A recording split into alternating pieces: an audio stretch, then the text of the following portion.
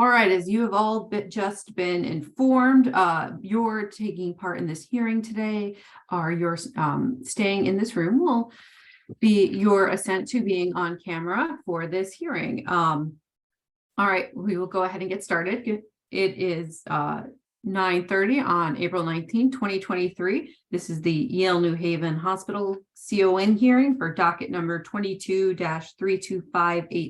And I'm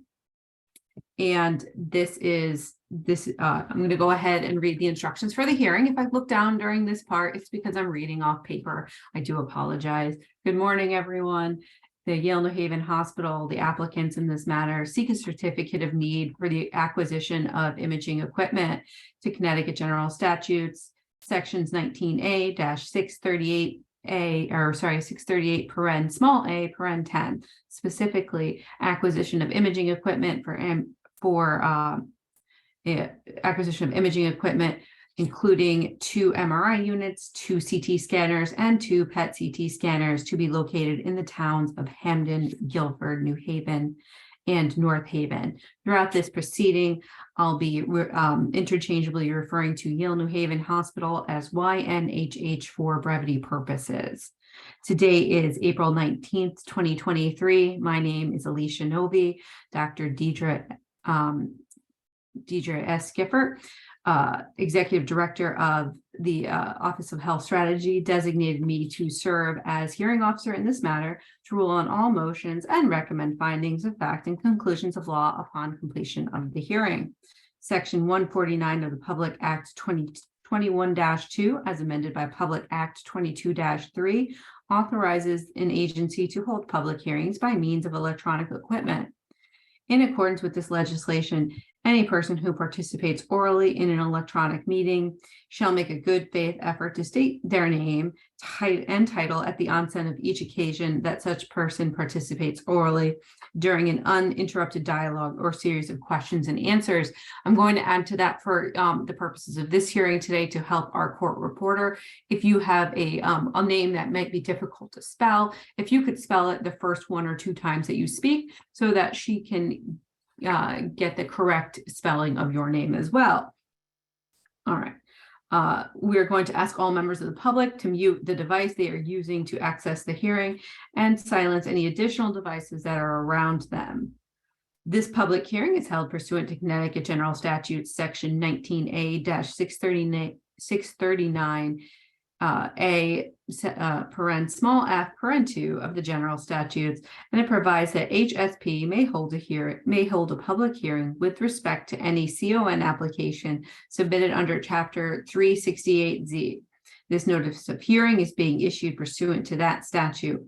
Although this will be a discretionary hearing that is not governed by the contested case provisions found in Chapter 54 of the General Statutes, the Uniform Administrative Procedures Act, or UAPA, and the regulations of Connecticut state agencies are at RCSA sections 19A-9 through 24.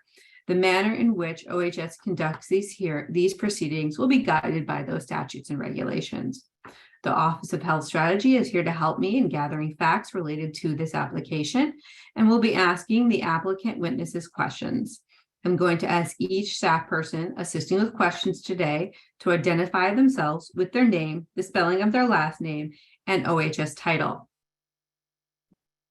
Good morning, Stephen Lazarus, Lazarus, and I'm the Certificate of Need Program Supervisor. My name is Annie Fiella, last name Faiella, and I am a planning analyst. Thank you. Also present is Faye Fentis, a staff member for our agency, who will be assisting with hearing logistics and will gather the names for public comment later today.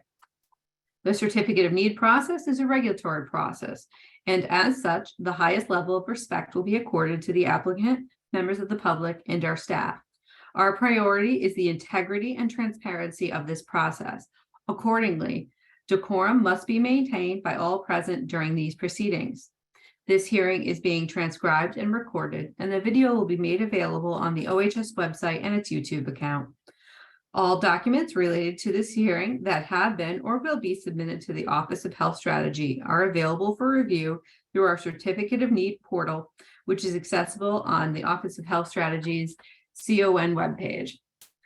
In making my decision, I will consider and make written findings in accordance with Section 19A-639 of the Connecticut General Statutes.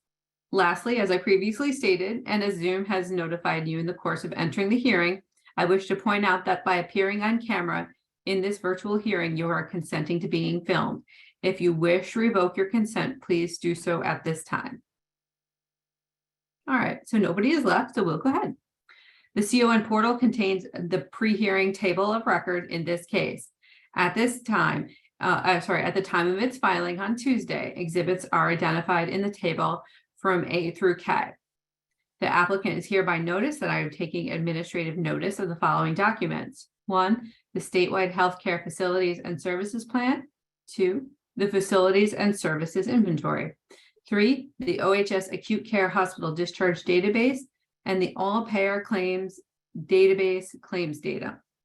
I may also take administrative notice of the hospital reporting systems, the HRS financial and utilization data, and also prior OHS decisions, agreed settlements, and determinations that may be relevant in this matter.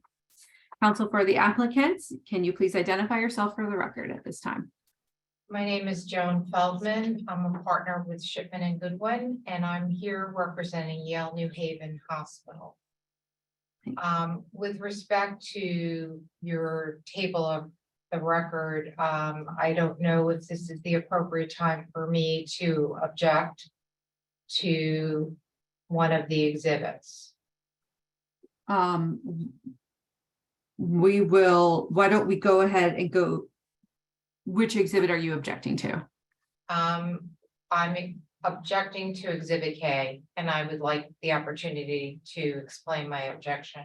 Okay, why don't we will put a pause on that for the moment. We'll go through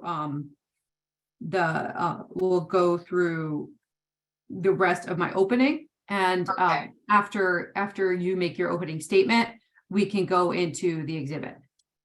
I would Your objection. prefer to object to the exhibit before I make my opening statement, if that's possible.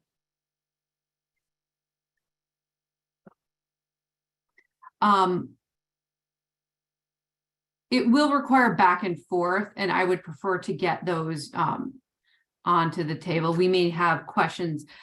We may need to meet with the analysts. So I would prefer to just, we know that you have an objection. I'll note the objection. I'll note it throughout your opening statement.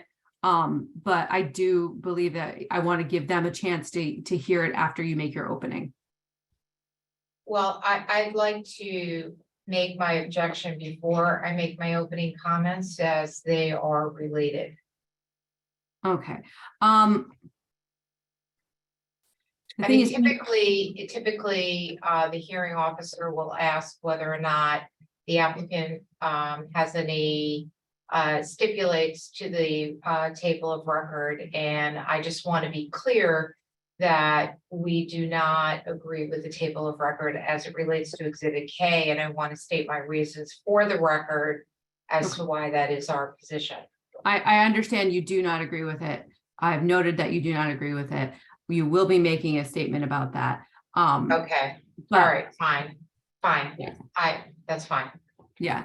All right. So let's go on to Attorney Feldman. Do you have any other, in addition to the exhibits listed in the table of record, a public comment file may be added, which will be updated from time to time. Attorney Feldman, do you have any other exhibits that you would like to enter at this time? No, I do not. Okay. Well, actually, no. Okay. We will proceed in the order established in the agenda for today's hearing. I would like to advise the applicants that we may ask questions related to your application that you feel have already been addressed. We do this in the purpose of ensuring that the public has knowledge of your application and your proposal, and for the purpose of clarification.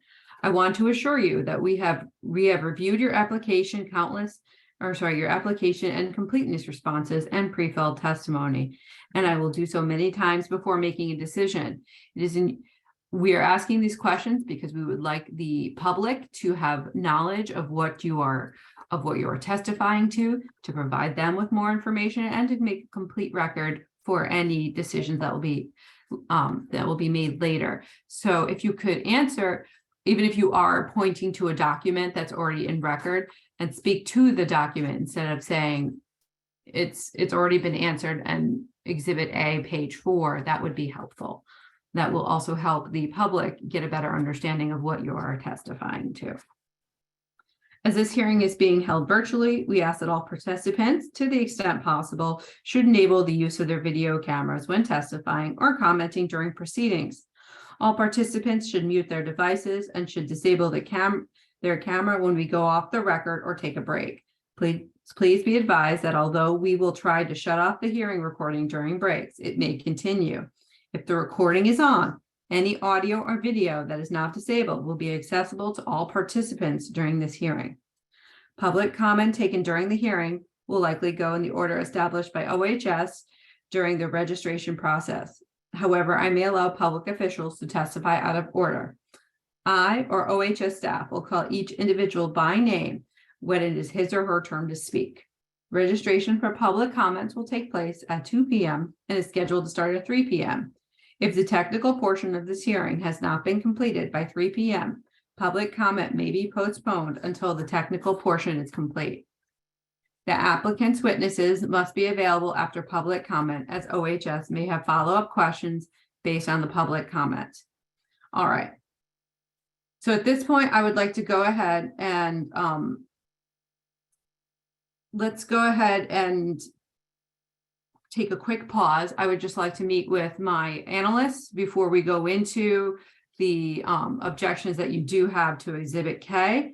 I'm going to ask that we take a 3-minute break and come back at 9:45. I suggest before you take the break that I be provided 5 minutes to state my objections so that when you meet with your analysts, you have a better understanding of our position. Let me meet with them first, Okay, and then I will know if I need to, and then we'll go into your objection. I'd like to okay, meet with them before your objection, so that I feel that I can make any sort of ruling that I need to make at the time, okay? right, because I do believe it's fundamental to this entire hearing. I understand, but I would like to meet with them first, okay? Sure. All Sure. right, so I will take 3 minutes. We will come back at 9:46. Thank you, everybody. Okay, as you've just been notified by the Zoom voice, we have begun recording again, and your staying in this hearing is your consent to being recorded. All right, so at this point, we will go ahead, and if you would like to start with your objection prior to your opening statement, go ahead. Thank you. Hang on one second. The court reporter is having issues. Oh, okay, we'll actually pause for a second. She can't hear us. She is on mute herself. You may want to restart. We can hear each other. Okay, I just wanted to ask you if I can be not muted, because if I have a question on something that I can't hear, I need to be able to voice that. Okay, before you speak though, if you could just state your name because you have not spoken yet, and so we don't have your name on record. What is your name, ma'am, and your position? I'm the court reporter. My name is Kirsten Telliard.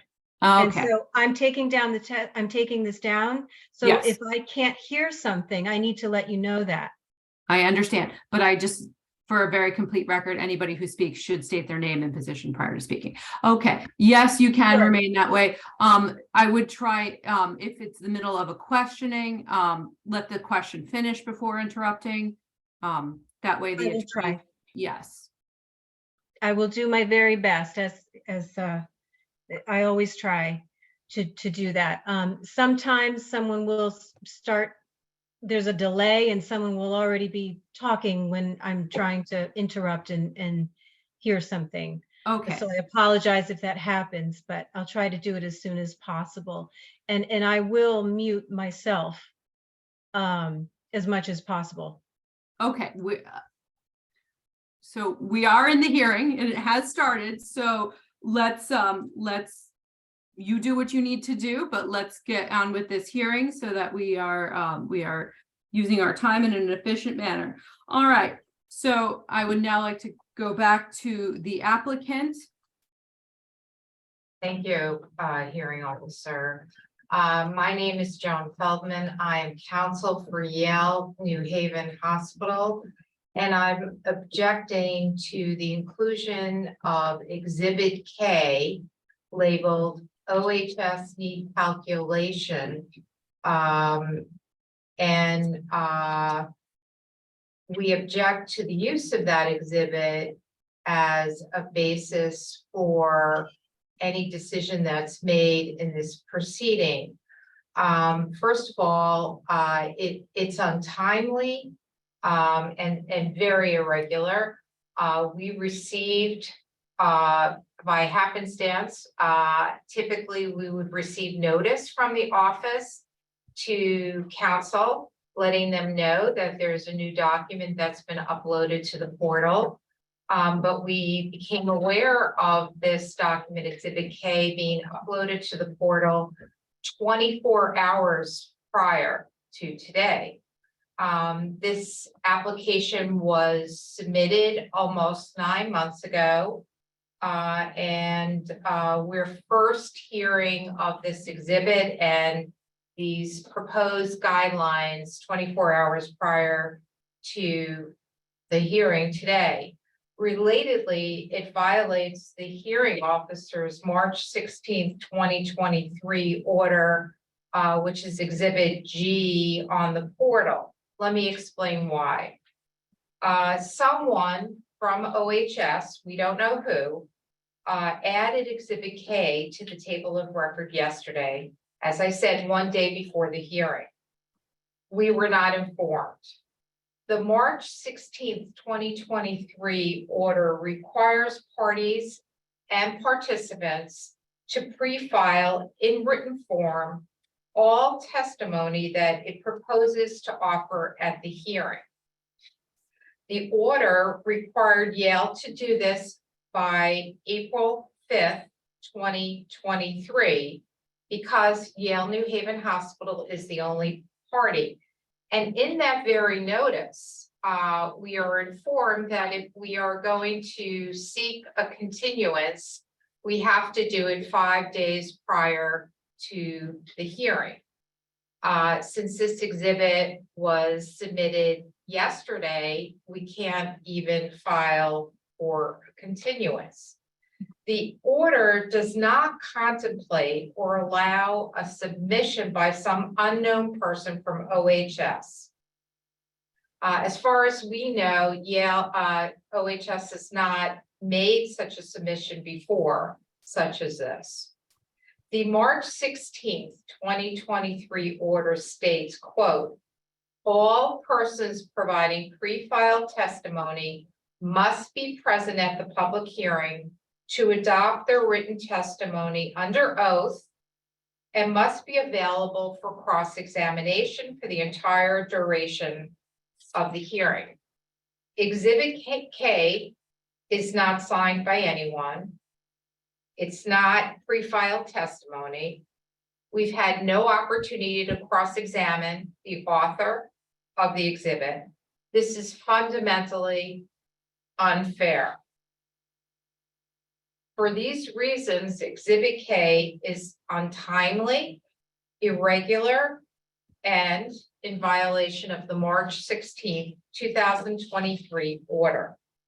Second, it violates our common law rights to fundamental fairness and the due process clause of the United States and Connecticut constitutions. Relatedly, we must object to the notice of hearing, Exhibit E. Insofar as it purports to say today's hearing and any eventual decision is not a contested hearing or a final decision that may be appealed for being in violation of constitutional and statutory provisions in excess of the agency's statutory authority made upon unlawful procedure affected by an error of law, clearly erroneous in view of the evidence, arbitrary and capricious, and characterized by an abuse of discretion or unwarranted exercise of discretion. I'm sorry, I just want to pause you for a second. Are you saying you also object to the to Exhibit E as an elephant, which was the notice of hearing, the original hearing Yes, officer? Yes, Okay. with respect, And what is your objection to that document?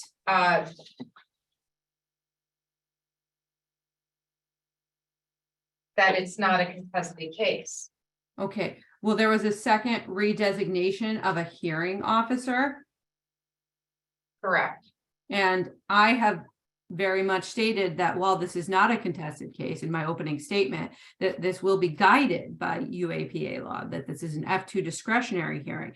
So do you still want to object to E as I have Yes. made, Yes. as I have made representations that this is and corrected that? Well, I'm not sure what you mean by guided by the UAPA and whether or not that leads us to a conclusion that this is a contested case. As you know, there is a pending case before the Connecticut Supreme Court, and we want to preserve our right to an appeal based on the outcome of this hearing. Let me repeat for you what I stated in my introduction. This is a public hearing held pursuant to Connecticut General Statutes, Section 19A-639A, paren F, paren 2 of the Connecticut General Statutes that provide that HSP may hold a public hearing with respect to any CON application submitted under Chapter 368Z. This notice of hearing is this is being issued. Although this will be a discretionary hearing that is not governed by the contested case rules found in Chapter 54 of the General Statutes of the Uniform Administrative Procedures Act, or UAPA, and the regulations of Connecticut State Agencies, RCSA, sections 19A-9 through 24. The manner in which OHS conducts this proceeding will be guided by those statutes and regulations.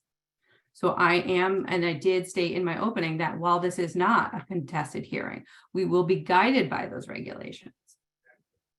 So I am now stating that this is an F2 hearing, and I did in the opening. So this, Yes, I'm going to have to preserve my objection to that. all right. Okay. Okay, keep going with your objections. Okay. So, we became aware of the hearing more than 30 days after the application was deemed complete.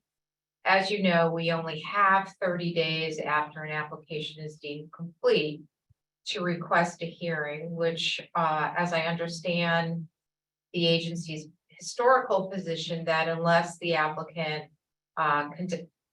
requests a hearing pursuant to subsection E, they don't have, it's not considered a contested case, which means they're precluded from any sort of appeal to the courts.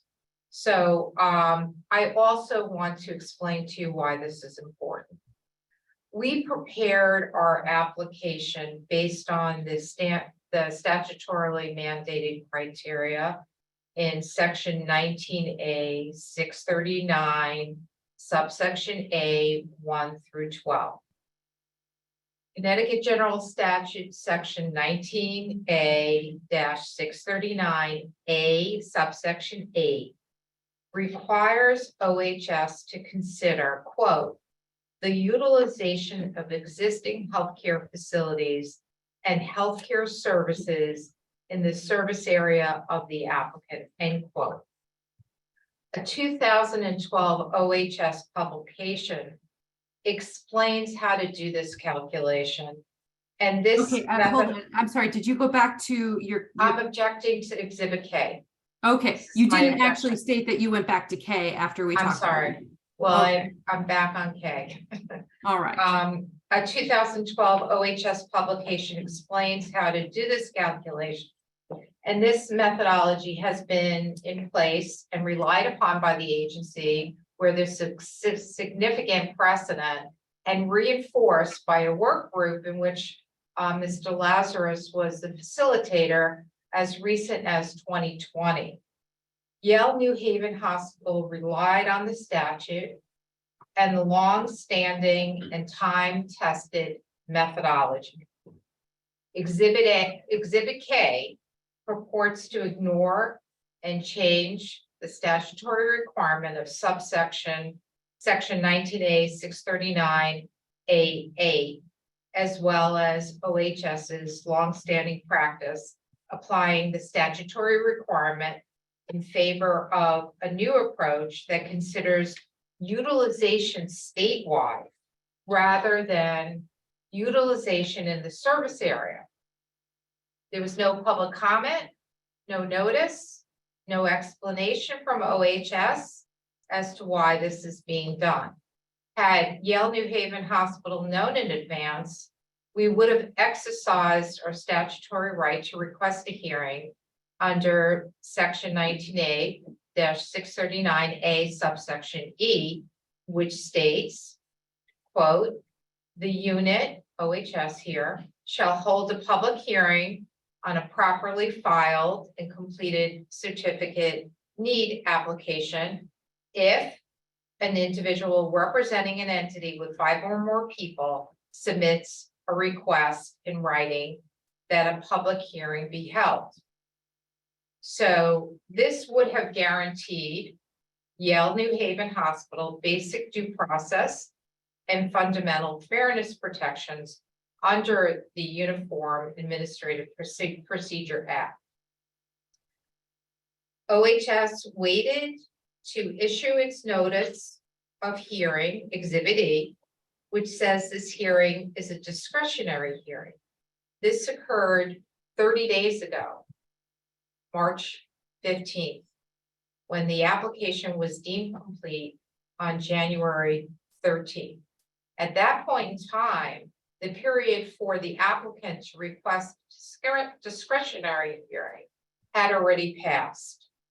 The apparent purpose of doing this gives the appearance that it was done in an attempt to deny the hospital basic due process and fundamental fairness protections. Since we only learned of Exhibit K yesterday morning, we are still trying to fully understand how harmful this will be for our patients. Had Yale New Haven Hospital known that OHS would change the approach so fundamentally, Yale New Haven Hospital would have had the opportunity to change its application, to change its pre-file testimony, to change its statement of issue responses, to change its completeness response. Had others known that OHS would have changed this approach to utilization, we're confident that there would have been interveners and significant public testimony, at the very least, from Yale New Haven Hospital patients. This is clearly, very clearly, illegal rulemaking. In all, Yale New Haven Hospital must object. OHS may not wait 30 days after a notice of completion to request the discretionary hearing and then submit an exhibit that purports to ignore and change the statute governing the hearing and the practice that has been in place for more than a decade. For these reasons, Exhibit K should not be considered. Insofar as it is, or may be, Yale New Haven Hospital must have the right to cross-examine whoever was involved with the creation of the document referred to as Exhibit K. Okay, thank you. I want to ask that, so just for clarity purposes, because that was a little confusing, you objected to exhibits because you originally stated you had one objection, but then in reading that document, you objected to two. So I'm going to restate for the record that you object to both E and K. Is that correct? Correct. Okay, it was not correct. It wasn't stated originally when you said I object to K, I would like to make an objection, then you verbed into E and then you went back to K. So I Right. just want to make sure that we have that stated correctly on the record. Right. I mean, the problem with Exhibit E is in part in terms of whether or not this is a contested case. So in my objection to K, I wanted to make that statement because of all of the reasons set forth in my objection as Okay. the basis for why this should be a contested case. All right. So So that's. I just sort of- wanted to make sure we have on record Sure. that you made two objections to two exhibits, not the original one objection you put forward. Right. Okay. All right, so at this time, I'm going to take a brief 15-minute recess. We will be back at 10:20 and I will see you all then. Thank you very much. Okay, thank you. Again. As you have just been notified by the Zoom voice, we are now recording again, and your staying in this hearing is you will be consenting to being recorded. If you do not want to be recorded, please go ahead and exit the hearing at this time. All right, nobody has left the recording. So Attorney Feldman, I'm going to allow you to, what I would like to do with your objections is I'm going to allow you to brief your objections on both of them. I'm going to give you 2 weeks till May 3rd to go ahead and submit that. And at that time, I'll make a ruling. So if you would like to go ahead and submit a brief until May 3rd, we will give you that time. Thank you. All right. I will. So at this point, we will go ahead to opening statement. Okay. All right. This is Joan Feldman on behalf of Yale New Haven Hospital speaking. As you can see from the application that's been submitted by my client, demand by Yale New Haven Hospital patients for advanced imaging substantially exceeds capacity, resulting in significant delays for patients. As you also know, Yale New Haven Hospital is an academic medical center where every single day there is innovation. Many of these innovations help advance care for our patients and serve as solutions and adaptations for others in the state and in the nation and internationally. Whether it is targeted treatment or new types of imaging, the demand for advanced imaging far exceeds our current capacity. However, because of limited equipment, patients have to wait for their advanced imaging studies beyond that which is in their best interests or that which is consistent with industry standards for the delivery of high quality care. There should be no delay.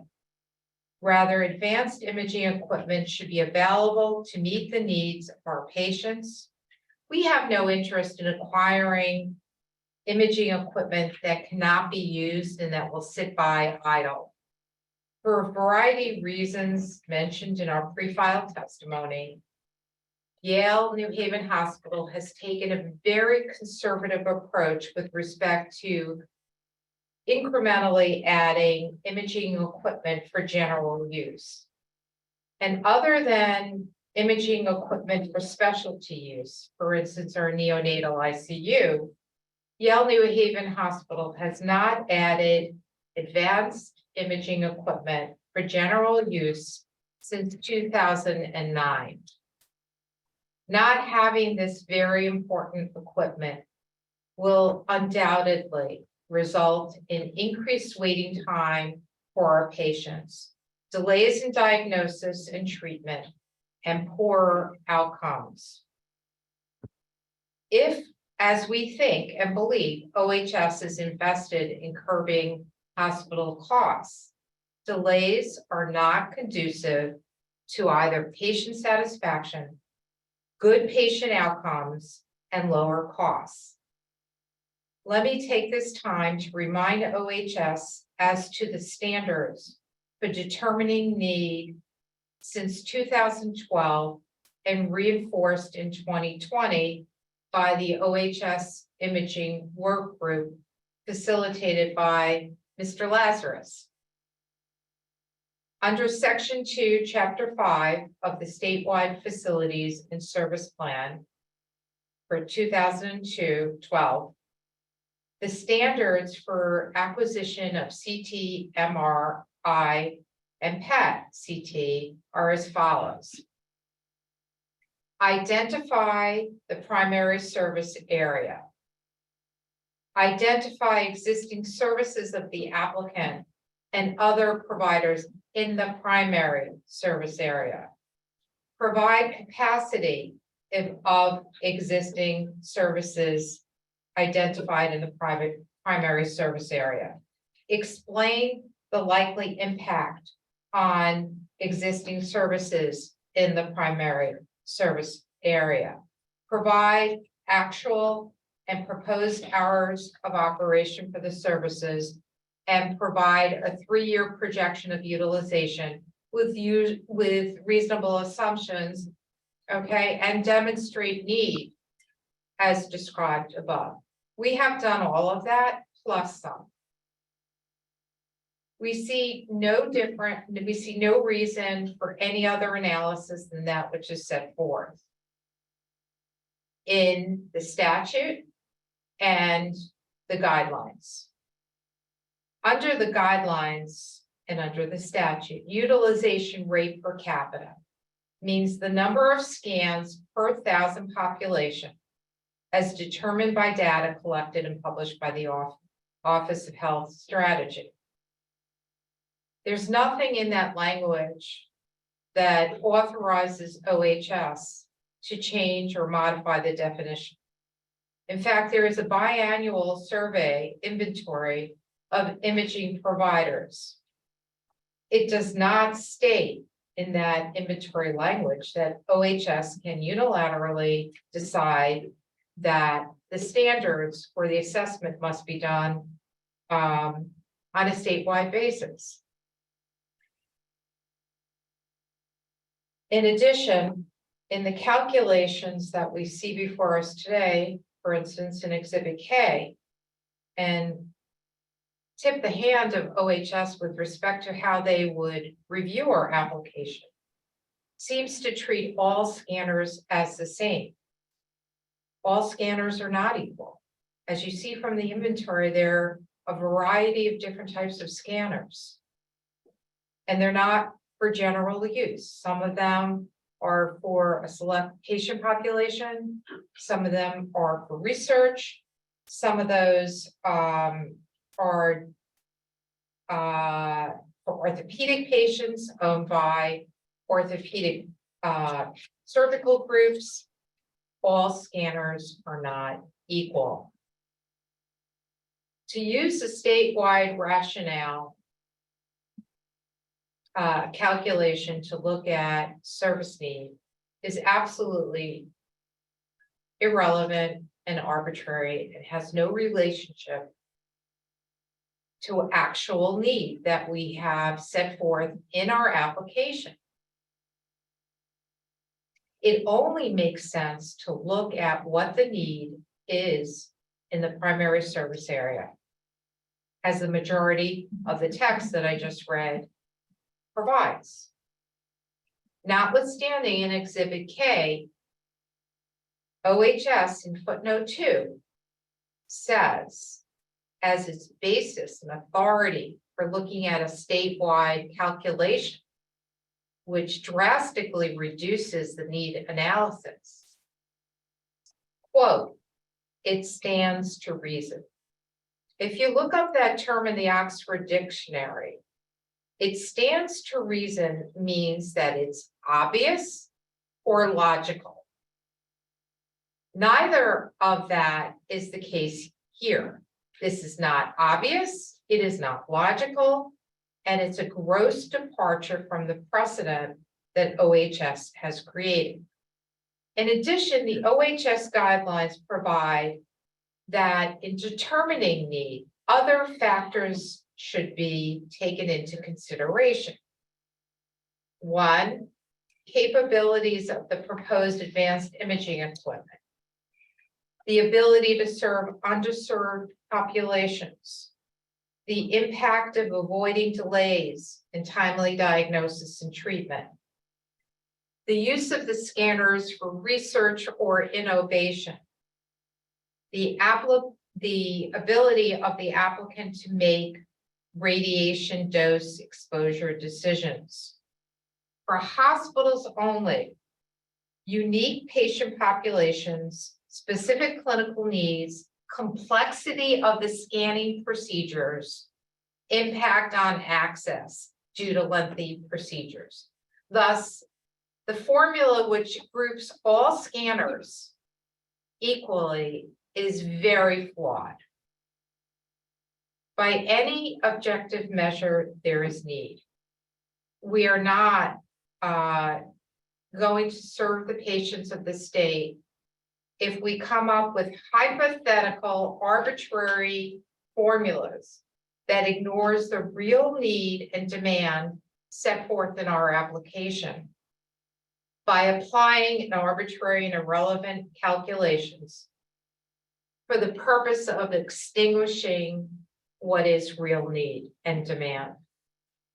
I'd like to turn to Dr. Churchwell, who is Yale New Haven Hospital's CEO. So he may provide some comments. All right. Is he going to be offering an opening statement as well, or are you rolling right into your testimony? He is going to be providing pre-filed testimony. He's going to provide some comments. Okay. So hold on before we start with his pre-filed testimony. I'm sorry. Churchwell. No, I meant to speak to you. I was going to call you Dr. Feldman by accident. That's I do okay. apologize. That's okay. Attorney Feldman, if you could just state your witnesses, and I'll just swear them in right now. Sure. You might, it may be, we have other people here who might have the necessary expertise to answer any questions that OHS has. We'll So, swear them in at time they're needed. okay, fine. Yes, Dr. Keith Churchwell, the CEO of Yale New Haven Hospital. And Dr. I'm sorry. Can you spell his last name for the court Sure. reporter? CHURCHWEL.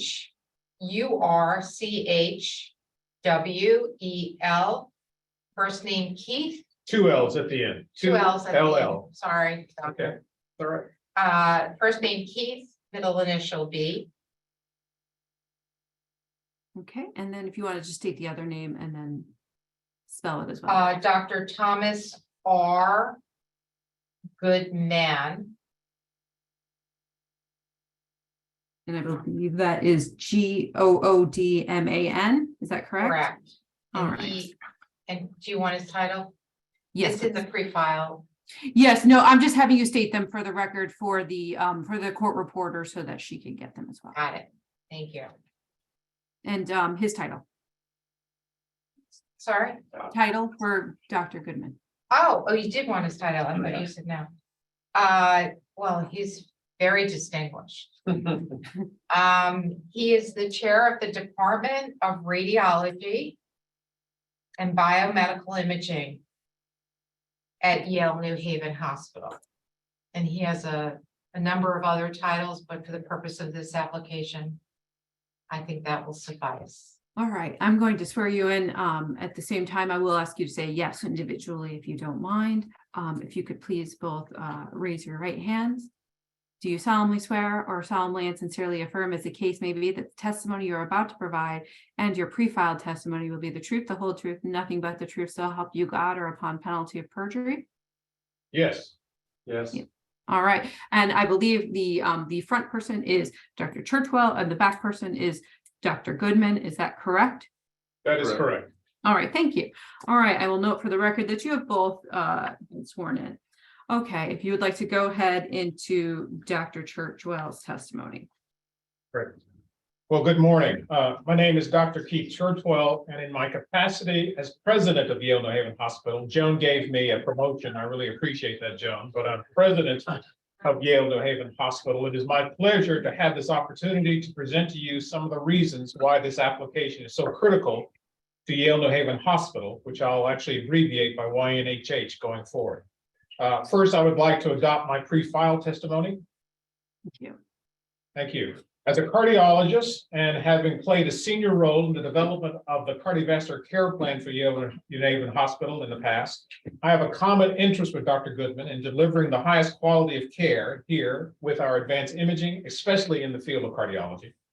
However, in the interest of time, my testimony today will be brief and will focus on the importance of adequate advanced imaging capacity as it relates to the delivery of timely, high quality, and cost-effective care, patient care at Yale New Haven Hospital, and the impact that advanced imaging delays will likely have on all the communities that are served by Yale New Haven Hospital.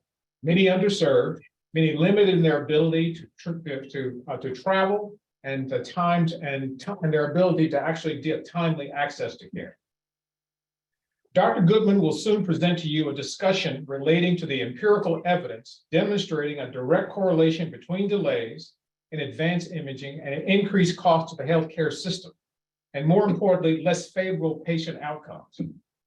As president of one of the largest hospitals in the country, academic medical centers in the country, that delivers tertiary and quaternary care to our communities, these delays in the advanced imaging directly impact YNHH's ability to operate efficiently and effectively as it could and should.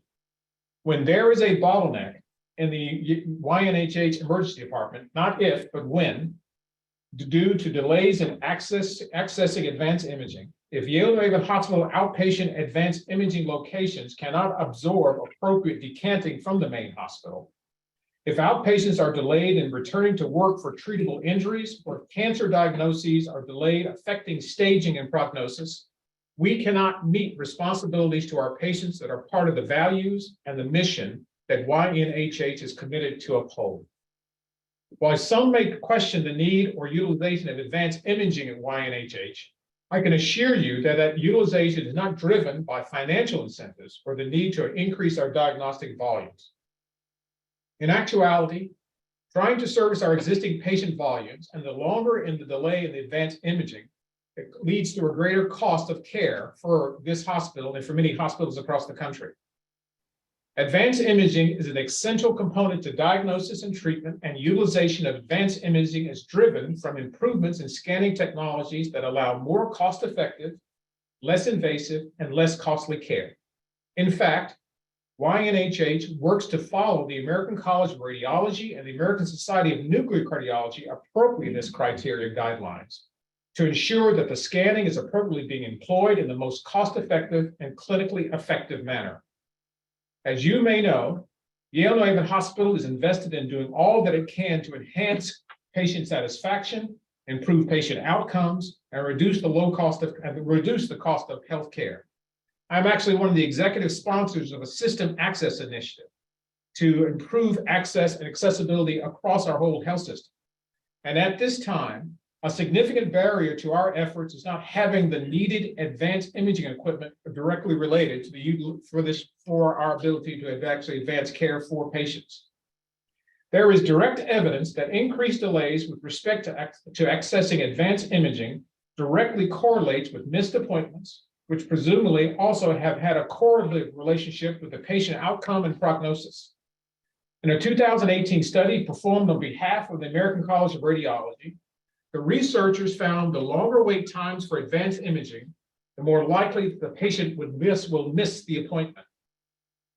Of further interest is the finding that underrepresented minorities are at increased risk for missing appointments.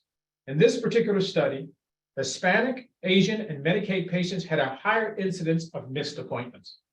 It is therefore my strong belief and opinion that it is the responsibility of Yale New Haven Hospital to do everything in its power to avoid long delays for all of its patients, including this marginalized patient population. ultimately defraying costs for all, including the state of Connecticut Medicaid program. Finally, and most importantly, I would like to address the impact that a delay in diagnosis and treatment has on our patients. Aside from the delays causing economic impact with respect to our patients returning to work, delays also contribute significantly in the patient's anxiety related to waiting for a diagnosis or undergoing treatment. No one should have to wait as long as patients currently do to receive the care that they deserve. No one should want that outcome. For all these reasons, I respectfully request that OHS approve the above reference application. Thank you for taking the time to listen to me. I'm happy to answer any questions that you may have. Okay. What I'm going to do is I'll have both of your witnesses testify first. And then we will go to questions from OHS. That's fine, thank you. All right. So my name is Rob Goodman, Chief of Radiology at Yale New Haven Hospital. I'm sorry, a little slower. You said that was the Chief of Radiology at Yale New Haven Hospital. That's correct. Okay, just for the court reporter, so we can make sure she gets that. All right. Go ahead with your testimony. Thank you. And good morning, Tony Novi, and good morning, everyone at OHS. My name is Rob Goodman. I'm Chief of Radiology at Yale New Haven Hospital, and it's my pleasure to give you my thoughts on this application. Firstly, I want to adopt my pre-file testimony with the proviso that there's a typo where it says chest MRI, it should say chest CT. Okay, and on what page was that on? I don't think the pre-filed testimony is paginated, but I will. We submitted a corrected version to Mr. Lazarus, so you have it. Okay, I will upload the corrected version. Thank you. We'll make sure that we get the corrected version up on the website, and that will go as Exhibit L. If that is okay with you, Attorney Feldman? Yes, thank you. Okay. Thank you. So it's been my privilege to, as the Chief of Radiology at Yale New Haven Hospital, to help build a world-class imaging facility here in the heart of Connecticut. And as part of that service, we provide a wide spread of imaging options to our patients, including services that patients cannot get anywhere else in the region, and including services that patients cannot get anywhere else in the state. And because of that, I take great pride in providing that service for the population of the state of Connecticut. I think it's important to emphasize that imaging in today's healthcare environment isn't just taking a picture. Imaging is now something that is integrally related to healthcare as a whole. Imaging is now important in preventing disease. If I see an adenoma on an abdominal CT and it's removed, I prevented that patient getting colon cancer. Imaging is involved in disease detection. We tell what is going on. Imaging is involved in disease diagnosis. We tell our patients and our providers what we feel the cause for the problem is. Imaging is involved in prognosis. We tell our providers and our patients if the cancer is getting better or if it's getting worse, and they need to talk about different treatment options. And more recently, imaging has become involved in disease therapy and treatment and determining treatment options and delivering treatment to patients. And because of that, I feel strongly that it's vital that we harness this power and deliver it in a timely and effective manner to the people of Connecticut. The people of Connecticut currently are hampered with access to this high-quality service at Yale New Haven Hospital because of the inadequate provision of scanners. You've heard already that we have not requested any additional CONs at this hospital for nearly 14 years. And I run my scanners now every day. I run my scanners all evenings. I run my scanners on weekends. And many of our hospital scanners are now working overnight as well. Despite this, I still have a third next available appointment time for MRI of 59 days. I cannot provide greater access without additional scanners. The delays that our patients and our providers encounter are obviously unconscionable, and I appeal to Connecticut's state for health strategy to help with this. I'd like to finish by reading a letter that I received this week. Dear Dr. Goodman, I'm hoping you can assist me or point me in the direction where I can get assistance. I referred a patient, DB, for an MRI for nausea, anorexia, significant and continued weight loss, and an elevated CA 19.9. The main concern is to rule out pancreatic cancer. He was told the first available appointment for an MRI was June 21st, and I received this letter this week. This is an unreasonable time frame for the type of illness we are considering and the symptoms he is experiencing. He is losing 3 to 5 pounds per week and is weak from malnutrition. At this point in time, the patient is so despondent, he is considering palliative care. This is unnecessary simply because he is unable to obtain timely testing and appointments. Again, can you please find a way to help me expedite this study? And this isn't from a colleague in the hospital, this isn't from a faculty member, this is from a community provider trying to do the best she can for her patient. I receive letters like this almost every week, and I think they illustrate the problem that we are asking you to help us with. Thank you. Okay. Attorney Feldman, do you have any additional questions for your witnesses? No, I do not. Okay. All right, so I will take a brief recess so that our analysts can get their questions together for your witnesses. If we need to bring in other people who are better able to answer those questions, we will we'll swear them in at the time they're answering the questions, get their name, their including spelling and title on the record at that time. All right, so we will take let's take a 15-minute break. We will be back at 11:02 for analysts' questions, and we will do our best to make sure that your doctors can keep to their schedules for today. Okay. Thank you. All right. Thank you, everybody. Just start. As you were just informed by the Zoom voice, we are recording this hearing, and your remaining in this hearing is your consent to being filmed. If you would like to revoke that consent, you may leave at this time. All right. So at this point, we will begin with OHS questions. Before I do, I will just state that I can visibly see both Dr. Churchwell and Dr. Goodman are present and available. We'll begin with OHS questions. Annie, would you like to begin with your questions? Yes, so this is Annie Fiella. So I will begin with the first set of questions. In the first completeness letter on page 427, when asked about the utilization calculations and census, the applicant provided an example along with steps on how they calculated utilization rates.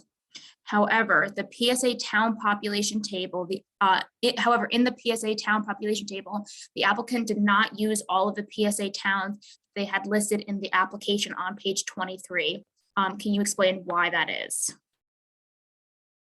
I'm going to ask. No, I think Gerald, did you take that? Okay, just state your name for the record. Oh, wait, I'm gonna. Title. So my name is Gerald Topalian. Last name is spelled T as in Thomas, O, P as in Peter, A-L-I-A-N. First name I'll spell also. Can't see this person. You cannot see. If you could have them move, okay, there we go. Slightly closer, that way we can see them, otherwise.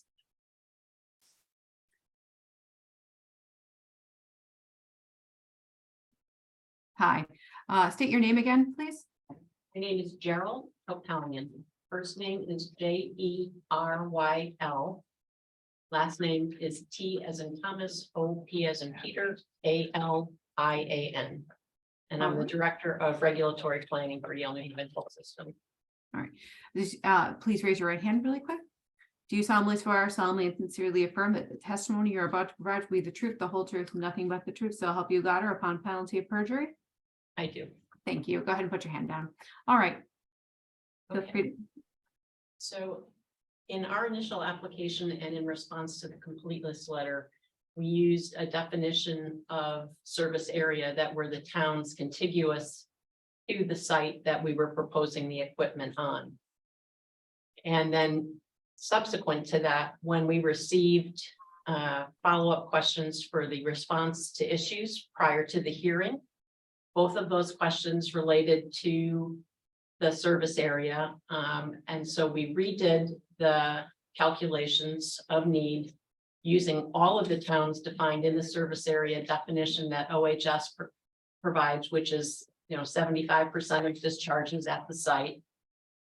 And we provided that in our response to issues for each of the sites, which also showed need in each site for each piece of equipment. Thank you. My next question is, in the pre-file testimony, the applicant states that there are 8 hospital-based CT scanners in the Guilford PSA location and 9 in the Hamden PSA location. However, OHS Table 9 shows that there are 10 for Guilford and 11 for Hamden. Please explain.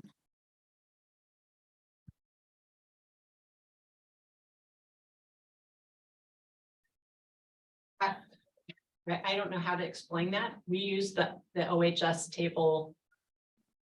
We use the So- OHS tables. So our OHS table also though shows that there was 8 hospital-based CT scanners in the Guilford PSA. And then the applicant showed that there was, ours showed that there was 10 for Guilford, and the applicant showed that there was 8, and 2 of those scanners weren't being accounted for were Yale scanners in both Guilford and in Hamden. Is it the neonate and the Yale? Yes. This is in response to MRIs, correct? CT scanners. So If we could have a minute. Yeah. Sure. I know. There's the biopsy scanner. wait, hold on.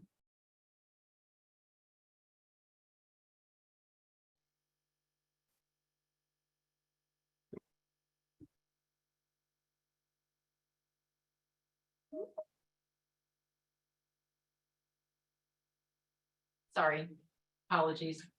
Nope, that's Again. okay. In the subsequent testimony that we provided, we counted the scanners similar to what OHS has in the response to issues. And the 2 that we didn't include in our calculation of need, one is used for biopsies, and one is the portable, yes, a portable, a mobile that is used for specialty unit testing. So it's used for a very limited specialty population. It's not a standard diagnostic general CT.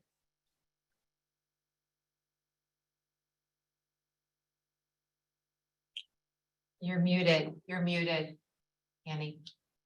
Thank you. Give me just 2 seconds real quick. I just want to pull up the table because I do believe that Yale's scanners are all combined into one number rather than being separated out. Those two are separated. Oh, they are. Okay, perfect. I Okay. believe the one has 22 scans and I don't remember the other one, but it's a much lower number and it's given separately than the combined number of the other 8. Okay. Thank you. So then I will move on to then my next question. Dr. Churchwell and Dr. Goodman have testified today regarding the importance of getting scans done in a timely fashion. Does the applicant know if there are delays in getting scans done at other providers within the PSA?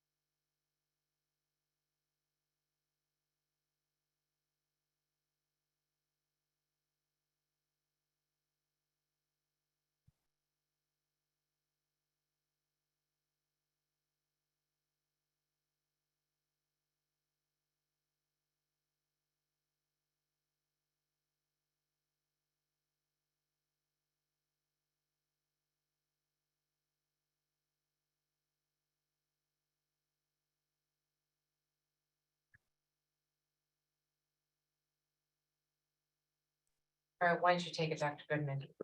So this is Rob Goodman again. We are not privy to what the wait times are for other scanners in the region, but what I can say is that the other scanners are not of the same quality or standard of the studies that we provide at Yale New Haven. Also, referring patients to other scanners within the catchment area breaks the continuity of care for us to be able to provide patient care.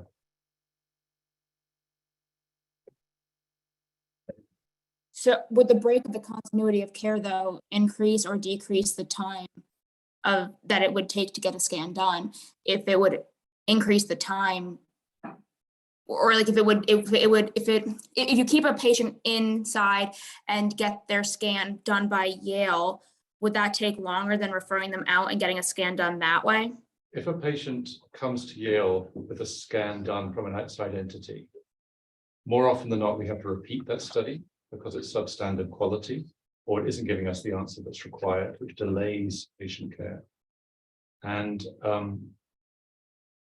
so again, it's not appropriate for referring outside to address delays in getting access to imaging healthcare. Yeah, this is Dr. Churchwell. We don't have access to their scheduling. We don't have access in terms of what resources they have to actually do the type of scanning that we need. What standardly will happen if we actually have an outside scan performed, we have to actually redo the scan, as Dr. Goodman talked about. We have to do a second assessment of the scan. And we've had multiple incidences where actually because of that communication, or because that was not the scanner that we needed, or the specialized protocol, we need to we have to redo it, or we're missing information, which ultimately leads to overall delay in terms of the protocol and the pathway of care. And this is Dr. Goodman again. The studies that are performed at the outside scanners are often read by general radiologists, whereas at Yale New Haven, we have subspecialist radiologists that provide that high quality interpretation that helps with rapid and effective delivery of healthcare.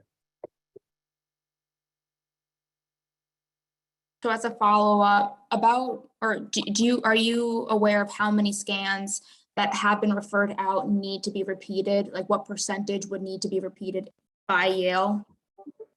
We have data from national data that shows that studies that are not performed in academic health systems are of substandard quality 30% of the time, and the diagnosis is inaccurate 50% of the time. Is that Yale's data? No, that's national data. Do you have Yale's data that you could provide? I know that when we double read studies that are performed at an outside center, we change the diagnosis approximately 25% of the time. And that is one of the reasons, this is Dr. Churchwell, that's one of the reasons that's part of the standard protocol for outside studies. We actually have a double read. We have our specialist radiology do the overread for any outside study because of that incidence of actually misinterpretation and the need for reevaluation. So am I correct to understand that there's about a 25%, if a patient's referred out to get a scan, 25% about would need to get rescanned? Rescanned or have the wrong diagnosis. But again, we don't control the referral pattern of our providers. They can refer wherever they want to. We're not referring our providers to outside entities. Our referring providers do what they want. So I'm would it just be- gonna Sorry, butt go in ahead, Lily. for a second. I have a question. You're saying that your providers can do what they want. So you are not, you're not saying that a Yale New Haven hospital affiliated doctor cannot, if they're not finding an appropriate wait time at your hospital, that they can't refer that patient to somebody, or they can refer that patient to a different facility that may have a shorter wait time. Is that what you're saying? They absolutely can refer to an outside facility, but again, I'd refer you to the letter that I read out. The referrer wants their scans done at Yale New Haven Hospital.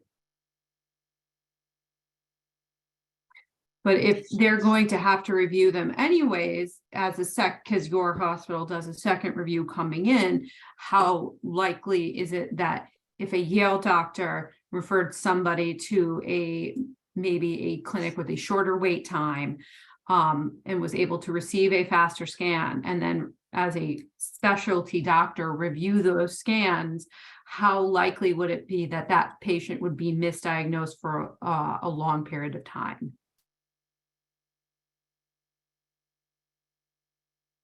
I guess I would like to object to the question in that the application demonstrates that we have patients who select and choose, and patient choice is essential to all of us as to where we receive our healthcare services. So our patients come to us. What the anecdotal information is with respect to our experience when we do have the occasion of reviewing a scan done elsewhere. It's not that we're reviewing every scan done elsewhere, it's just the ones coming to us that we get to review. But the demand is basically determined by both the patient and the referring physician, because it is an academic medical center, and presumably patients are interested in getting the highest quality of care. So I'm not really sure where the questioning is going about the percentage of patients that we review their scans and they're incorrect. This is based on our knowledge and experience.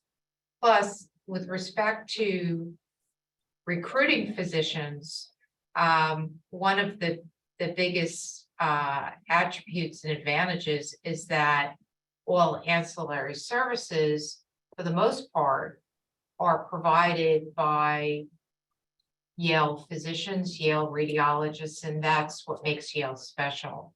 As you know, Joan, yeah, I can't quote anything that you say okay, in my okay. decision. If you would like that to be something that we could consider in a decision, I would recommend having, I'm sorry, Attorney Feldman, I shouldn't have called you Joan. Please, coming from the doctors, it might be a better answer. Okay, I was I just can quote explaining that my in the objection decision. to the question and the line Yeah. of question. Okay. This is Dr. Churchwell. Within an academic health system environment, where there is a real attempt in terms of the integration of care. We don't think about our radiologists or our imaging service as separate and distinct entity along the pathway of optimal care. They are actually alongside our oncologists or our cardiologists or our endocrinologists in thinking about what is appropriate, what is the right test, the interpretation of the test, and how it's going to have an impact in terms of the overall pathway of care. The utilization of outside resources as part and parcel is actually what we don't think, and I think would lead to actually an enhancement of care. It would lead to delays in care. It would actually lead to at times misinterpretation of actually what should be the right and proper diagnosis and the right and proper treatment. And not a true integration in terms of information that we have actually worked assiduously to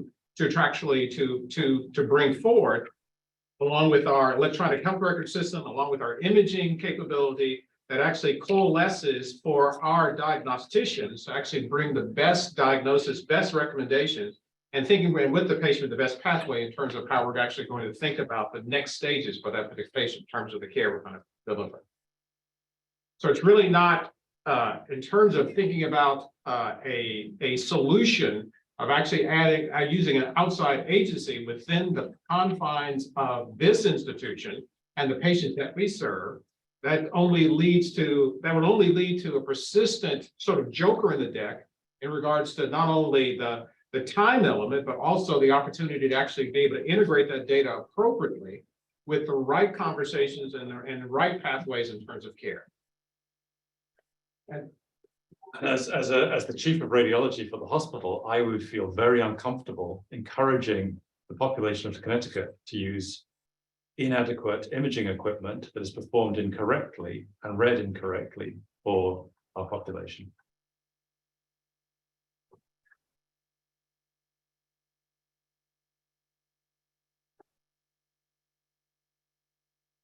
Alicia, is it? Yep, Can I you can go continue? back to you. Go ahead. Okay, sorry, thank you. So then we've been talking about referral patterns and things such as that. Would it be possible as a late file to get the referral patterns that Yale has been done doing out of Yale for CT, MRI, PET CT scans outside of Yale? This is Yeah. Dr. Churchwell. I just want to be clear. You want the number of patients that we, within this particular health system, we send out to actually have diagnostic scans performed at other institutions? Is that Yes, what you're asking? yes. We were talking about referrals in. No, that's what she's asking. I know. Out. Can you restate your question? It's referrals out. So if someone is at Yale Hospital getting services done, how many patients do you send out into where to get a CT, MRI, and PET CT scan? You know, Dr. Churchill, we might be able to find that data. I kind of doubt it because we worked very hard to actually avoid that at this particular point. It is not a policy of ours to actually work in that particular direction. I mean, our I patients are understand. asking it. We might have a rare patient who actually will come to us and say that they want to have a test done at another facility. We have to honor that particular request. But in terms of the integrated matter that we actually think about the development of care plan, it is assumed by the vast majority of our patients, if not almost I can't think of actually an example of where that would be a pathway that we would use. And we work to actually integrate our diagnostic capabilities from an imaging standpoint along the path, along this particular journey for patients in terms of evaluation and treatment. Can we please ask to be muted for 1 minute so we Of course, can please. be more responsive? Yes.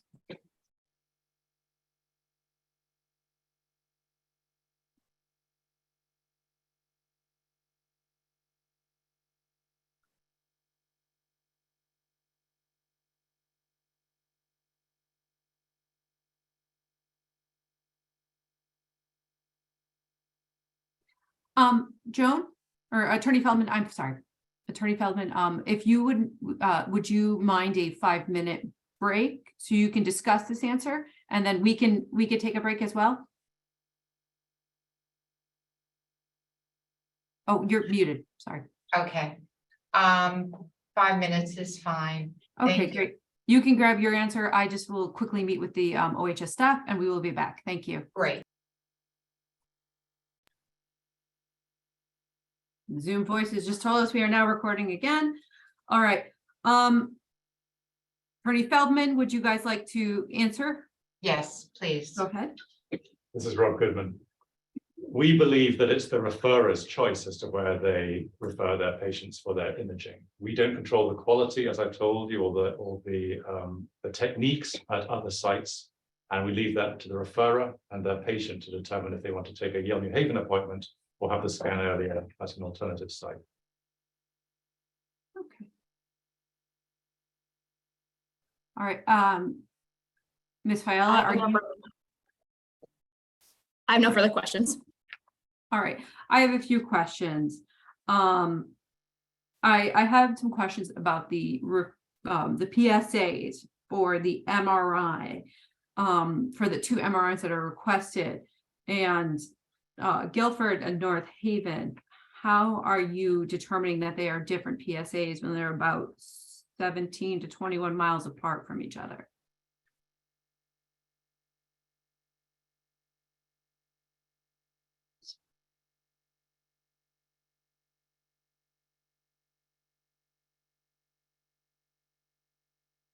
Morning, this is Gerald Italian again.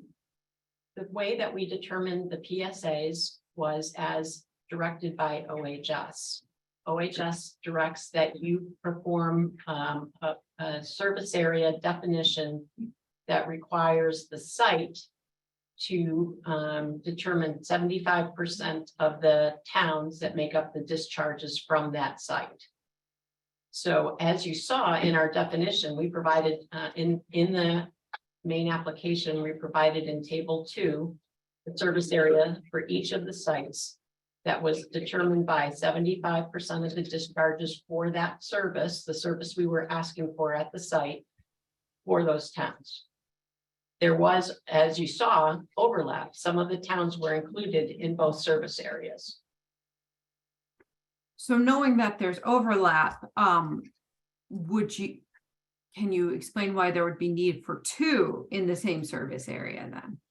We included those when we did the assessment of all of the scanners in the areas. We included, each assessment was done, including all of those towns. Was it also including the 2 new requested scanners as well, or? No, What- those. I'm trying to understand why a service area that may include both locations where you'd like to put scanners needs 2 scanners instead of maybe 1 scanner. So what you're saying, why 1 in North Haven and why 1 in Guilford? Yes. Correct, because we, including the ones in Guilford and the ones in North Haven, the towns that overlap, need was demonstrated for a scanner at each site, at each service area.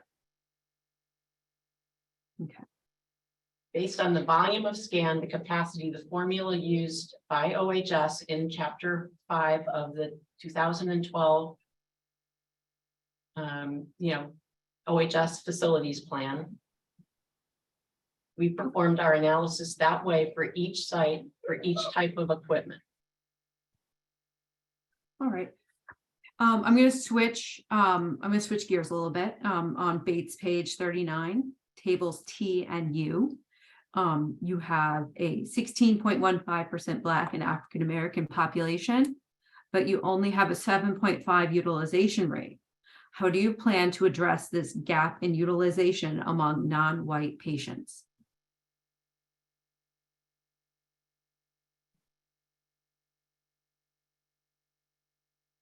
Well, this is Dr. Churchwell. So I think we have a number of initiatives that actually are pointing towards directly of thinking about how do we address the needs for the underserved and underrepresented population, not only in New Haven, the greater New Haven community. I think that is not only an imaging issue, that actually is a global issue in terms of the delivery of care for patients within our population. So we have a number of constituencies, both within the school and also within the hospitals and the health system that are addressing this issue in terms of outreach and in terms of understanding the need for those within the organization, to also think about the timely access of care for those who are actually that are impacted, and to ensure that we are connecting our patients with the right individuals within our organization from a clinical standpoint, and that we are following them along their journey in terms of pathway. We have made investments despite the significant economic impact of the pandemic for the idea and the opportunity around patient navigation for our patients who we take care of and actually darken our doors. That is actually one opportunity and one aspect of how we're going to be able to tie our patients' needs and do a greater degree of assessment of how we can actually address those needs from a clinical standpoint and the utilization of our resource standpoint to actually improve those overall numbers.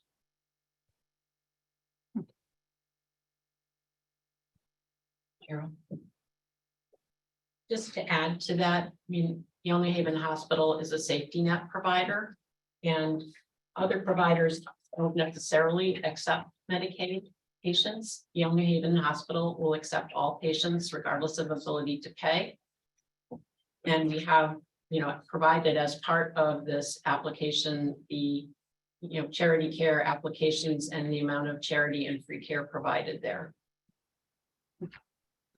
On page 8, the supplemental form, tables C3 for fiscal year 2023. Can you check the costs on that and tell me if those are correct? Looks like there was an error.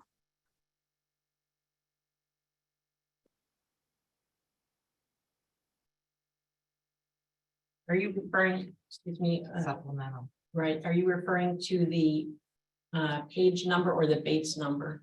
I'm sorry, this one, there was no Bates number on it. It was table 3 for the PET CT scan. The average cost per scan per commercially insured patients. It looks like one number was transcribed. I just wanted to make sure that was correct, especially fiscal year 2023.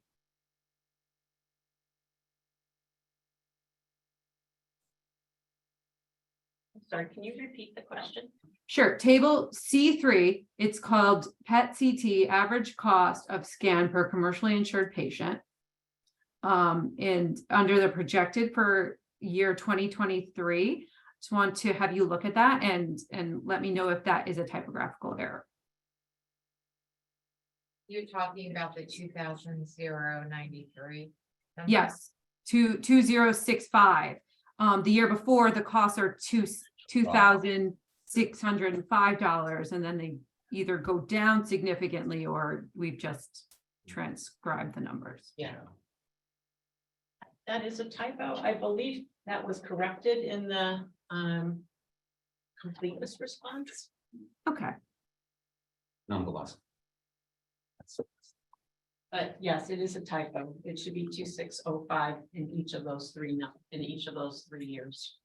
okay. 2605. So the cost stays the same in fiscal year 2022 and 2023 and goes up slightly in 2024. Correct. Okay, all right. And exhibit C on page 3, you state population data is useful in needs-based analysis if the exact number of scans is not known. So I have a question.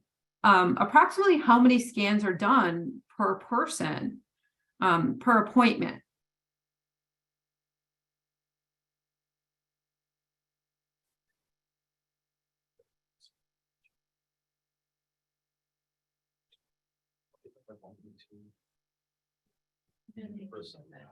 Let's try that. Let's try that again. How many, this is Dr. Churchwell, I apologize. How many scans are done? So let's break this down. I'll ask it a different way. For MRI patients, approximately how many scans would an MRI appointment usually entail?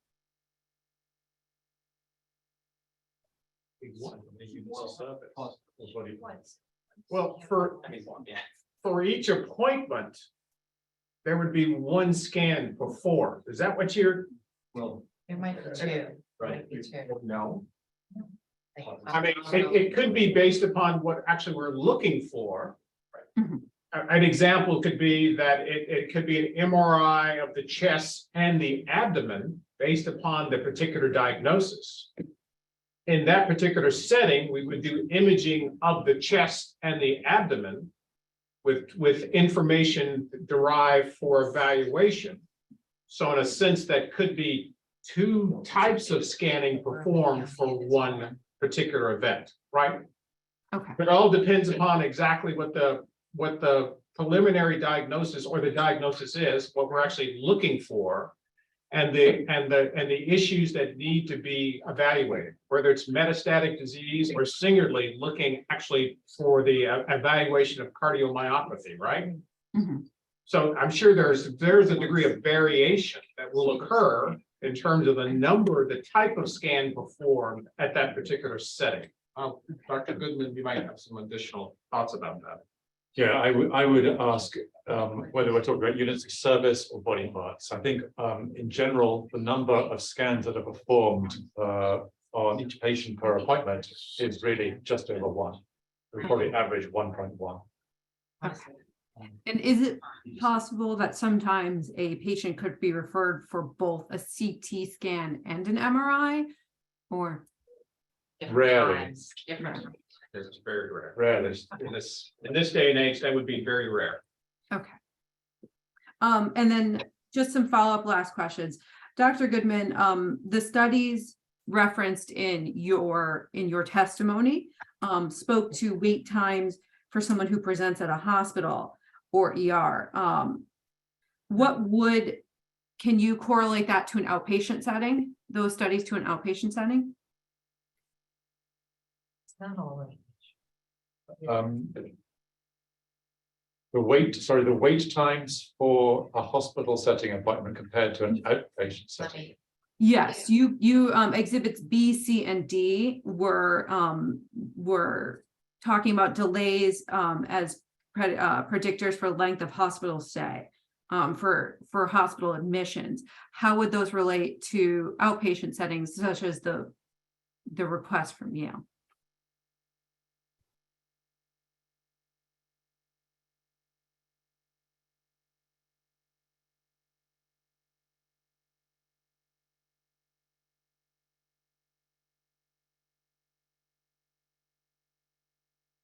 Can we get a minute? Sure. Thank you. So.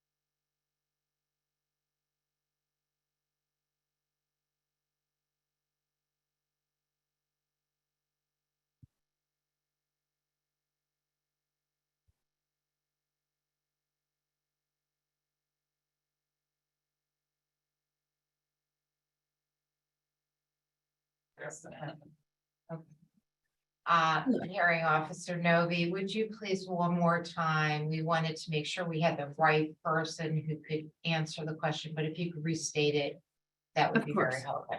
Sure. And in Dr. Goodman's testimony, exhibits B, C, and D, these studies address radiological delays as independent predictors of the length of hospital stay. How do these studies relate to a non-emergency outpatient imaging request? Say your name. My name is Daniel Alexa, last name is spelled Alexa. I'm the Executive Director for System Radiology Operations.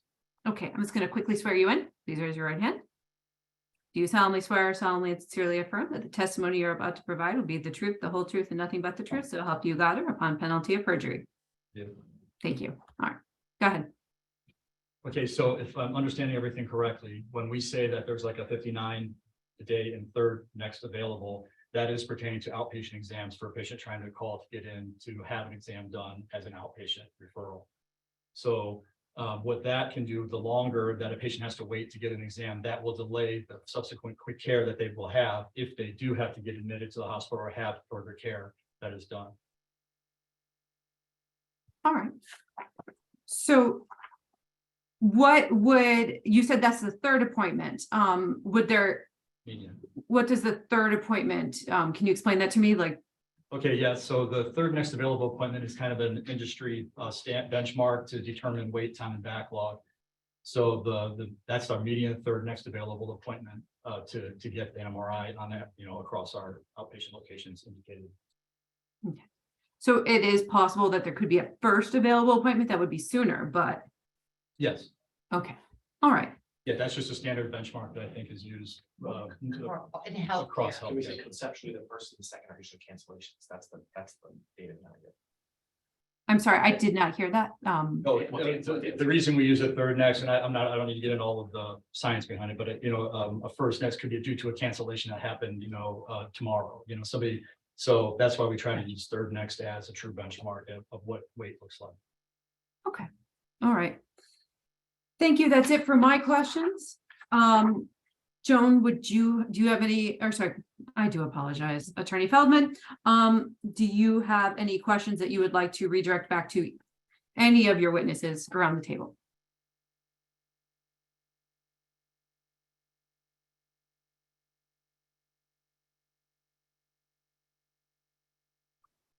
Yes. I'm going to direct this question to both doctors. It's getting back to the question related to the fact that there is capacity in the PSA in some settings, which may or may not be appropriate settings for a patient to receive their advanced imaging. In terms of how we can best deliver our healthcare at Yale New Haven Hospital, I'd like you to, one or both of you, explain why the concept of a hospital receiving a request to schedule imaging, that it's not the practice of healthcare in healthcare settings, in particular academic medical centers, that the hospital would redirect the patient outside of their system to receive imaging. Can you address that? Yes, as a hospital imaging department, we do not have the ability to make appointments for our patients at other sites, nor do we want to encourage making patients appointments at other sites because of the reasons I mentioned before. And see, it may not be what the referrer or the patient wants. So if the patient is told they're not going to be able to get an appointment until June, like the letter you read earlier, that patient's referrer who orders the test, he or she can refer that patient to another site, presumably. She can. And the fact that some of these sites are maybe below capacity, what does that tell you as a radiologist in terms of the desirability of the referrer sending their patient there for a study? Well, it may mean that that particular site may not have the imaging equipment or the modality to actually do the type of procedure that's necessary for the patient. Many of them could be general or very, very, very specific, like an orthopedic site that is not really aligned to actually figuring out or evaluating the patient, given the diagnosis that their internist or their subspecialist is actually trying to evaluate. You know, we can't really comment truly on the capabilities or the expertise there. We do know the type of, and many times the imaging modality that they have, which is actually concentrating many of the times actually on a particular disease state. Whereas from our standpoint, it's, we have multiple issues that we're actually trying to resolve. And there could be a significant amount of specialty that is actually correlating, especially within our cancer center, within our cardiovascular center, and within our endocrine center that we're actually looking for, that we have put in place with our imaging modalities here to actually evaluate at an expert level. I would add that I believe that we all have to trust that the provider is motivated to do the best they can for their patient. And if they want to image their patient somewhere else, they should do that. But if they feel that they want to have the imaging done at Yale New Haven Hospital, they should be allowed to be able to do that as well. And there are certain categories in these areas that these other providers cannot satisfy. They cannot do patients who need anesthesia. They cannot do patients with pacemakers. They cannot do pediatric patients. They cannot do studies that require gamma knife treatment for brain tumors. We are the only entity in this region that provides that. These patients have to come here. Dr. Goodman, can you talk a little bit more about, in your pre-filed testimony, you gave many examples of how a lot of the scanning that is done at Yale New Haven Hospital is not done elsewhere in terms of targeted care and treatment. Can you talk a little bit about that? Yeah, this is the evolution of imaging, and the indications for imaging continue to grow every year. And we at Yale New Haven want to be able to satisfy that need from our referrers and our patients to deliver this progressive care. So we are now doing PET CT scans for patients that get their cancer therapy from our nuclear medicine department. We're doing patients who have prostate cancer, where we are treating the prostate cancer without the need for any surgery. We're doing this with MRI. MRI is killing the prostate cancer cells. We're providing, as I just said, imaging for patients who have pacemakers and MRI, where they are unable to get that service elsewhere, which is a service that was started at Yale New Haven Hospital. It's these types of progressive imaging techniques that we're providing our patients and that patients come to us for. I have no further questions. All right. At this time, let me just, OHS, do you have any additional questions? Or are you done? No, we're all set. Thank you. Okay. Attorney Feldman, I know that your witnesses both have prior commitments. So I would like to offer you the chance to, if anything were to come up in public comment that you would like a witness to respond to, we will give you time to have a written response from your witnesses. Thank you very much. Okay. So at this time, we will take a break. Public comment sign up will begin at 2 p.m. Oh, sorry.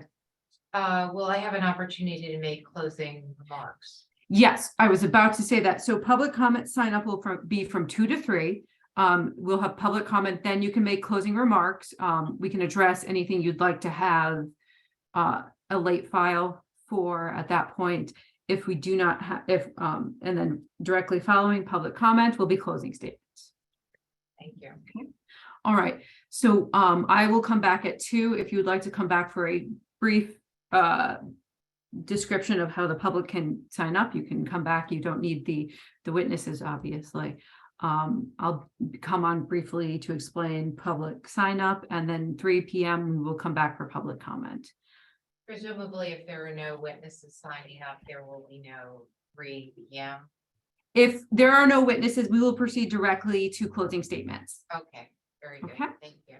All right. Thank you very much and have a nice day. I appreciate your witnesses' availability this morning, Attorney Feldman. Thank you. Thank you. Thank you. So you were just notified by the Zoom voice. We are now recording this hearing again. If you do not consent to being on camera, please, you can revoke that consent at this time by leaving the hearing. All right. Good afternoon, everybody. Thank you for coming back. I can see the applicant's counsel is present. It's 2 p.m.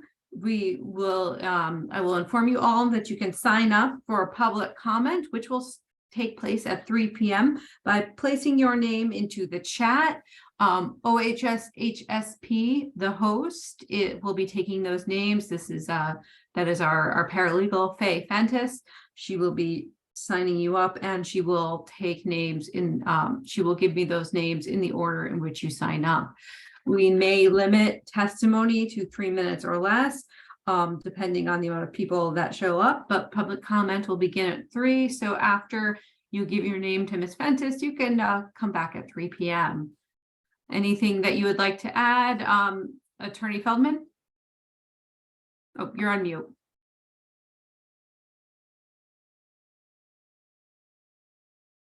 No, thank you. All right. Well, we will see everybody at 3 p.m. If you would like to sign up again, please add your name in the chat and give your name to OHS HSP, which is our paralegal, Faye Fentis. Thank you.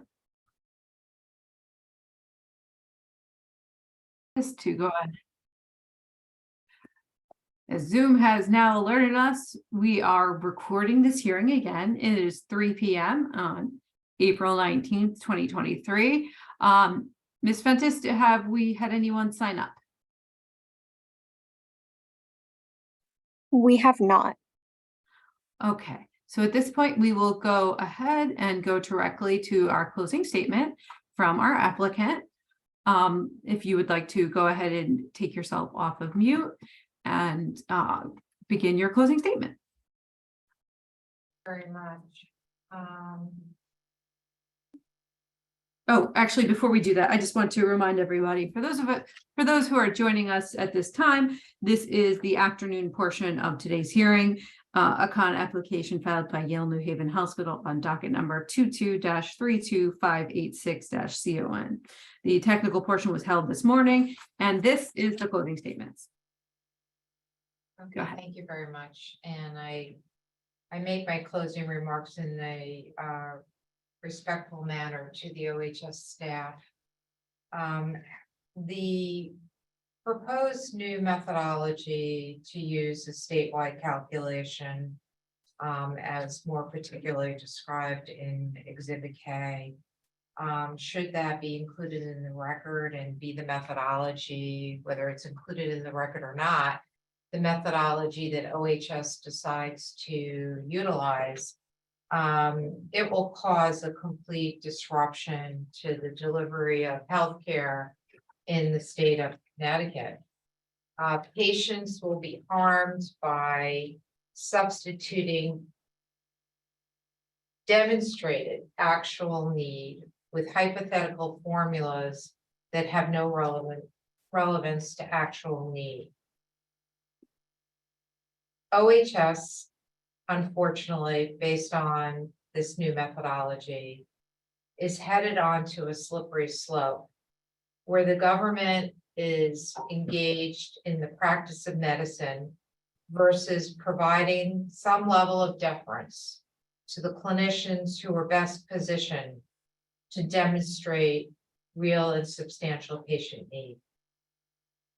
Interestingly, a denial of this proposed application to acquire 2 MRIs, 2 PET CTs, and 2 CTs will negatively impact patient access, especially for Medicaid patients and other marginalized populations who are already disadvantaged by way of not being able to timely access healthcare. Ostensibly, this is the same population that I view OHS as the watchdog for. If racism is a public health crisis in Connecticut, this undoubtedly does not help. Hearing Officer Novi, what we have here with this new methodology will constitute a de facto moratorium on advanced imaging equipment in the state of Connecticut. That cannot be. Because we have proven in our application, our pre-filed testimony, our responses to the hearing issues, in our responses to the completeness questions, the actual demand by patients to receive advanced imaging at Yale New Haven Hospital. There's no doubt that up until yesterday, with only 1 round of completeness questions, that OHS on some level agrees that the demand or need has been proven. Accordingly, we respectfully request that OHS approve the acquisition of the proposed advanced imaging equipment and that it not reverse course. This will have dramatic results for providers in this state, but most importantly, patients. Thank you for allowing me to have that time to provide those closing remarks. All right. Thank you, Attorney Feldman. I just want to remind you that we will give you till May 3rd to submit a brief on your objection. Is that adequate time for you to get the brief in? Yes, that's fine. I don't want to jump ahead, but I didn't know if you were going to request any late files.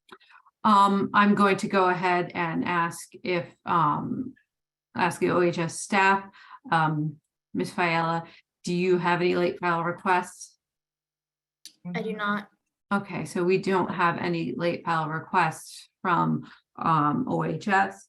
So it looks like the record will stay open for your brief. And since we did not have any public comment, you will not need to submit any response from your witnesses who came earlier today. I would like to ask the hearing officer, since there seemed to be, some lack of understanding or confusion regarding our submission with respect to the primary service area, our methodology for calculating demand, if we could submit a late file with some additional narrative that walks through the analysis and evidences the fact that there's no duplication, that the demand is actually there, and be responsive to some of the questions that Ms. Fiala had presented to us earlier this morning. I'll go ahead and allow that as well. Thank you. So we'll bring that in, I believe, and that will, the brief will be L, and the late file for that will be M. Okay. And is the same time period agreeable? Given that there is another very significant CON proceeding that our staff is working on next week, I would respectfully ask if we could have additional time, perhaps another week. You know, why don't we make them all due on the same day, and we will push them Sure. all out 3 weeks. So we will have our due date of May 10th. Perfect. Okay.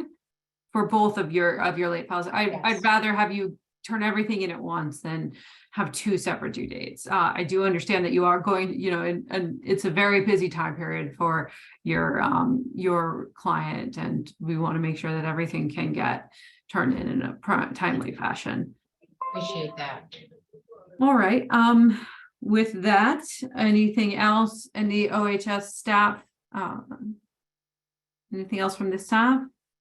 Does not look like it. All right. Attorney Feldman, I would like to thank you for your time today and for your witnesses' time today. It is now 3:08 p.m. This hearing is now adjourned, and the record will remain open until closed by OHS, and we have a due date of May 10th for your 2 late files. Thank you. And in turn, we thank you and OHS staff for your time and patience today and your attention to this very important matter. All right. Well, have a good day, everybody. Thank you. Goodbye.